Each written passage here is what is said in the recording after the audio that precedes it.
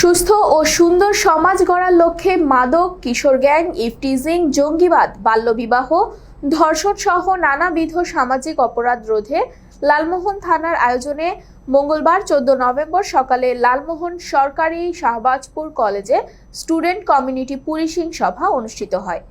এ সময় লালমোহন সরকারি শাহবাজপুর কলেজের অধ্যক্ষ প্রফেসর ডক্টর শফিকুল ইসলাম মোল্লার এলটির সভাপতিত্বে অনুষ্ঠানে প্রধান অতিথি হিসেবে উপস্থিত ছিলেন লালমোহন থানার officer in charge SM. Mahbub Alam.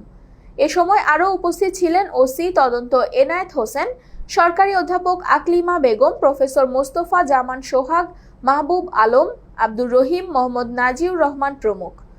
সরকারি শাহবাজপুর কলেজের রোভার রাকিব শিকদার, মামুন অর রশিদ, সুমাইয়া আক্তার। এ সময় প্রধান অতিথির বক্তব্যে officer in charge SM. Mahbub Alam বলেন, মাদক, ইভটিজিং ও বাল্যবিবাহ রোধে লালমোহন থানার সকল অফিসার ফোর্স সর্বদা তৎপর রয়েছে।